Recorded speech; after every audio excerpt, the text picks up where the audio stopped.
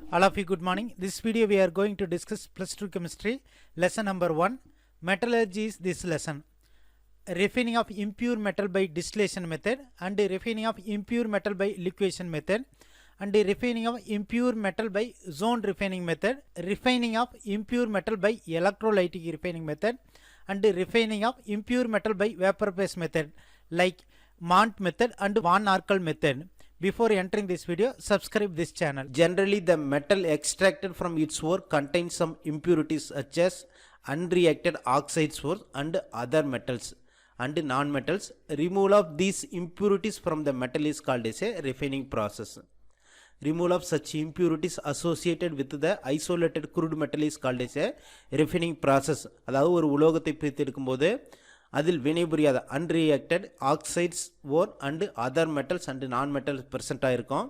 அதை நீக்கக்கூடிய removal of such impurities is called as a refining process. Refining of impure metal by distillation method. This method is very simple and easy. In this method is employed for low boiling and volatile metals like zinc and mercury only. In this method, the impure metal is heated to evaporate and vapor air condensed to get the pure metal. Low boiling metals ஆன zinc and mercury இந்த முறையை பயன்படுத்தி refining செய்யலாம். இந்த முறையில் impure மெட்டலை heat பண்ணும்போது pure metal மட்டும் ஆவியாக மாறுது. அந்த பியூர் மெட்டலோட ஆவியை கூல் பண்ணும்போது நமக்கு பியூர் மெட்டல் கிடைக்குது. This method is called as a distillation method. Next one is a liquation method. This method is employed to remove the impurities with high melting point from the metals having relatively low melting point such as tin and lead and mercury and bismuth. Impurities high melting point இருக்கணும். metals low melting point இருந்துச்சுன்னா impuritiesையும் pure metalலையும் தனித்தனியாக இந்த முறையை பயன்படுத்தி பிரித்து எடுக்கலாம். In this process, the crude metal is heated to form a fusible liquid and allowed to flow on the sloping surface. அதாவது ஒரு சாய்வான படிக்கின் வழியாக அந்த இம்பியூர் மெட்டலை வச்சு ஹீட் பண்ணுறோம். ஹீட் பண்ணும்போது அந்த இம்பியூர் மெட்டல் இருக்கக்கூடிய பியூர் மெட்டல் மட்டும் உருகி வழிந்தோடுகிறது. This method is called as a liquation method. The impure metal is placed on the sloping hearth of a furnace and it is heated just above the melting point. ஒரு சாய்வின் மீது impure மெட்டலை வச்சு furnace என்பது ஒரு ஹீட்டரை வச்சு heat பண்ணுறோம். Heat பண்ணும்போது இந்த லோ மெல்டிங் பாயிண்டில் மெட்டல் மட்டும் உருகி வழிந்து ஓடுகிறது. The molten pure metal flows down and the impurities are left behind. The molten pure metal is collected and solidified. This method is called as a liquation method. Zone refining method. இந்த மெத்தடில் impure metal is taken as a rod type. This is a mobile induction heater.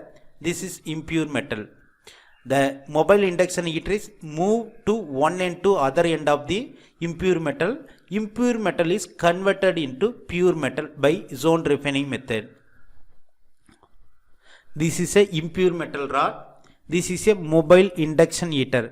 Moves from one end of the rod to other end. So impurities metals are converted into pure metal by using the mobile induction heater. This is pure metal. This is pure metal. This method is called as a zone refining method. இந்த முறையில் impure மெட்டலை ஒரு rod மாதிரி எடுத்துக்கிறோம். அந்த ராடை mobile induction ஹீட்டரை use பண்ணி heat பண்ணுறோம். Heat பண்ணும்போது அந்த போர்ஷனில் இருக்கக்கூடிய மெட்டல்ஸ் அண்ட் இம்பியூரிட்டிஸ் உருக ஆரம்பிக்கிறது. மொபைல் இண்டக்ஷன் ஹீட்டரை மெதுவாக ஒரு எண்டிலிருந்து மற்றொரு எண்டுக்கு நகர்த்துறோம். நகர்த்தும் போது புதிய பகுதியில் உள்ள உலோகமானது அந்த இம்பியூர் மெட்டல் என்பது உருக ஆரம்பிக்கிறது. ஏற்கனவே உருகிய பகுதியில் இருக்கக்கூடிய தூய உலோகம் பியூர் மெட்டல் ஒன்லி சாலிடிஃபைஸ், சாலிடாக கன்வெர்ட் ஆகுது. இம்ப்யூரிட்டிஸு அருகாமை பகுதியில் இருக்கக்கூடிய அந்த மோல்டன் ஸ்டேட்டுக்கு நகர்கிறது. இந்த முறையை ரிப்பீட் பண்ணும்போது நமக்கு தூய உலோகம், தூய metal, pure metal is get. This method is called as a zone refining method. Zone refining method. Principle of this method is a fractional crystallization method. When an impure metal is melted and allowed to solidify, the impurities will prefer to the molten region.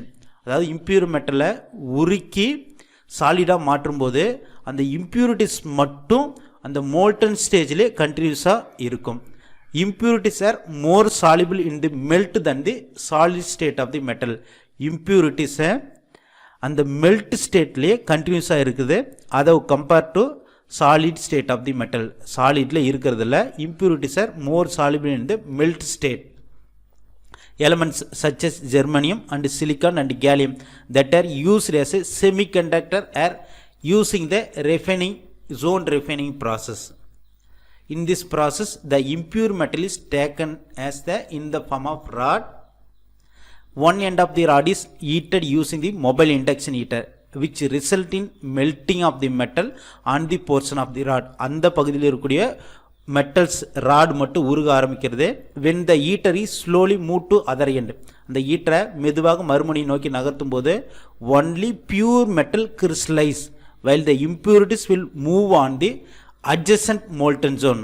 அந்த impure metal இருக்கக்கூடிய உருகி பகுதியில் இருக்கக்கூடிய pure metal மட்டும் கிறிஸ்டலாக convert ஆகுது. அந்த impurities அருகாமை பகுதிக்கு மோல்டன் ஜோனுக்கு நகர்கிறது.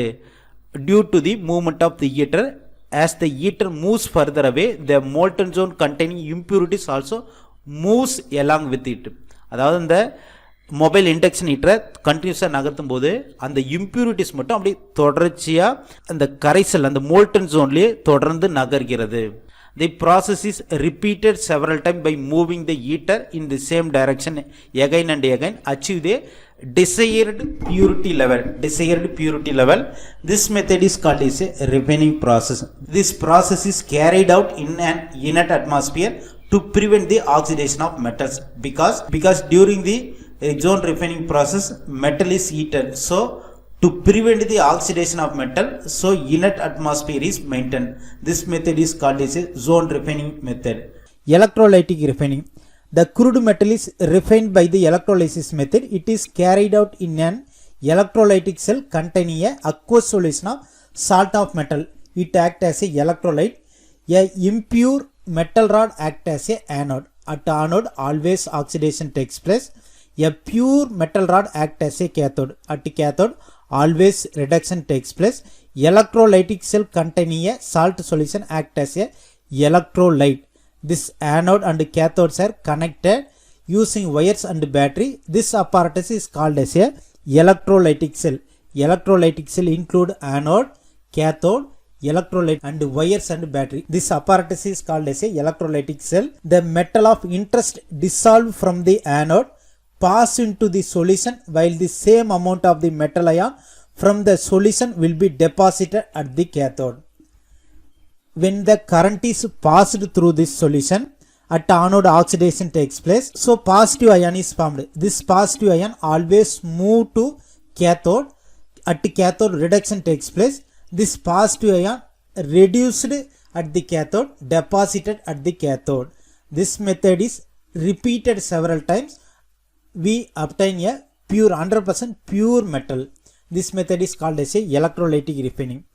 Electrolytic refining, இந்த முறையில் ஒரு apparatus இருக்கும். That apparatus is called as a electrolytic cell. அந்த electrolytic cellல ஒரு anode இருக்கும். அந்த anodeல எப்பயுமே oxidation reaction takes place. அதேபோல் ஒரு cathode இருக்கும். cathode என்பது pure metalஆ இருக்கும். pure metal act as a cathode. At cathode, always reduction takes place. அந்த electrolytic cellல ஒரு solution இருக்கும். அந்த solution act as a electrolyte. When current is passed through this solution, at anode anode என்பது impure metal. impure metal இருக்கக்கூடிய pure metal மட்டும் அதோட அயனியாக மாறுகிறது. that means positive அயனியாக மாறுகிறது. இந்த நேர்மின் அயனி என்பது கேத்தோடை நோக்கி கரைசல் வழியாக நகர்ந்து அங்கு எலக்ட்ரானை ஏற்றுக்கொண்டு கேத்தோடில் ரிடக்ஷன் ஆகி கேத்தோடின் மீது படுகிறது. இவ்வாறு ஆனோடில் உள்ள தூய உலோகம் மட்டும் கரைந்து கேத்தோடை நோக்கி சென்று அங்கு படுகிறது. ஆனோடில் உள்ள impurities settle at the bottom of the anode. It is removed as a anode mud. This method is called as a electrolytic refining. Impure metal act as a anode, pure metal act as a cathode. A salt of metal solution act as a electrolyte. One specific example, refining of impure silver. Anode act as a impure silver, cathode act as a pure silver. Electrolyte act as a acidified silver nitrate act as a electrolyte. When current is passed through this solution, at anode oxidation takes place. silver is converted into silver plus ion. That means oxidation takes place. At cathode, reduction takes place. That means the silver ion move to cathode, accept one electron, reduce it to silver and deposited at the cathode. This process is repeated several times. We obtain a 100% pure metal. This method is called as a electrolytic refining. ஒரு எடுத்துக்காட்டு ஆனோடா impure silver எடுத்துக்கிறோம், கேத்தோட pure silver எடுத்துக்கிறோம். Electrolyte அந்த சொல்யூஷனா acidified silver nitrate எடுத்துக்கிட்டு கரண்ட்டை செலுத்தும் போது அட் ஆனோடில் ஆக்சிடேஷன் டேக்ஸ் பிளேஸ். சில்வர் ஆனது ஆக்சிடேஷன் ஆகி சில்வர் ப்ளஸ் ஆக மாறுகிறது. இந்த நேர்மி அயனியானது கேத்தோடை நோக்கி நகர்கிறது, கரைசல் வழியாக நகர்கிறது. அங்கு கேத்தோடில் ஒரு எலக்ட்ரானை ஏற்றுக்கொண்டு சில்வராக கேத்தோடின் மீது படுகிறது. இவ்வாறு ஆனோடில் உள்ள தூய சில்வர் மட்டும் அதன் சில்வர் அயனியாக மாறி கரைசல் வழியாக நகர்ந்து கேத்தோடில் ஒடுக்கமடைந்து படுகிறது. இந்த முறை ரிப்பீட் செய்யும் போது நமக்கு 100% pure metal is obtained by this method. This method is called as a electrolytic refining. First we see the refining process by vapor phase method. Refining is a process. Removal of impurities from metal is called as a refining process.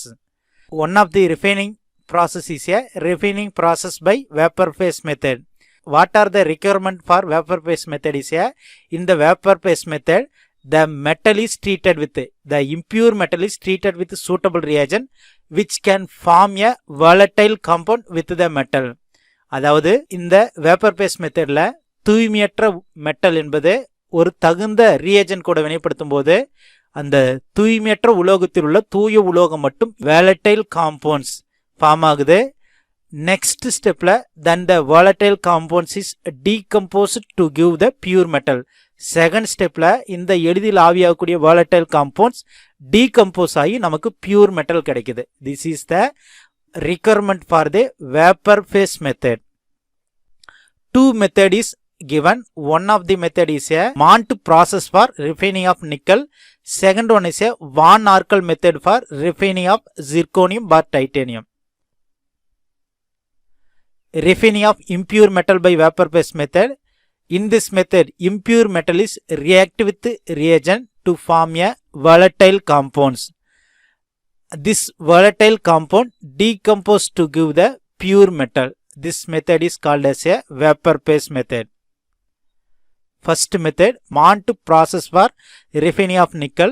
In this method, impure nickel is react with carbon monoxide at 350 Kelvin to form a tetracarbonyl nickel. This compound is a volatile compound. The solid impurities are left behind. That means impurities present in nickel does not react with carbon monoxide. So solid impurities are left behind. So separated from each other. Then the volatile compound tetracarbonyl nickel decomposed at 460 Kelvin to form a pure nickel and carbon monoxide. This method is called as a Mont process. அதாவது மாண்ட் ப்ராசஸில் தூய்மையற்ற நிலையுள்ள nickel carbon மோனாக்சைடுடன் 350 kelvin வெப்பநிலையில் வினைப்படுத்தும் போது நமக்கு ஆவியாகும் தன்மை கொண்ட tetra கார்பனில் nickel என்கிற அணைவு சேர்மம் உருவாகிறது. இந்த தூய்மையற்ற நிக்கலில் உள்ள மாசுகள் கார்பன் மோனாக்சைடுடன் வினைபுரிவதில்லை, எனவே அப்படியே தங்கிவிடுகிறது. எனவே நமக்கு எளிதில் ஆவியாகும் டெட்ரா கார்பனில் நிக்கல் என்கிற அணைவு சேர்மத்தை 460 கெல்வின் வெப்பநிலையில் வெப்பப்படுத்தும் போது நமக்கு தூய்மையான நிக்கலும் கார்பன் மோனாக்சைடும் கிடைக்கிறது. Next method is van Arkel method for refining of zirconium or titanium. In this method, impure titanium is react with iodine 550 Kelvin to form a titanium tetraiodide vapor. The solid impurities are left behind. Next, titanium tetraiodide vapor decomposed at 1800 Kelvin to form a pure titanium and iodine. This method is called as a Van Arkel method. Van Arkel method la impure titanium react with iodine. Impure titanium அயோடினுடன் 550 kelvin வெப்பநிலையில் வெப்பப்படுத்தும் போது எளிதில் ஆவியாகக்கூடிய titanium tetra iodide ஆவி உருவாகிறது. அந்த தூய்மையற்ற டைட்டேனியத்தில் உள்ள மாசுகள் வினைபுரிவதில்லை, எனவே தனியாக பிரித்து எடுத்துடலாம். இந்த டைட்டேனியம் டெட்ரா அயோடைடு ஆவியை 1800 கெல்வின் வெப்பநிலையில் வெப்பப்படுத்தும் போது நமக்கு தூய்மையான டைட்டேனியம் கிடைக்கிறது. This method is called as a van Arkel method for refining of zirconium or titanium. Please like this video, share this video and subscribe this channel. Thank you for watching this video.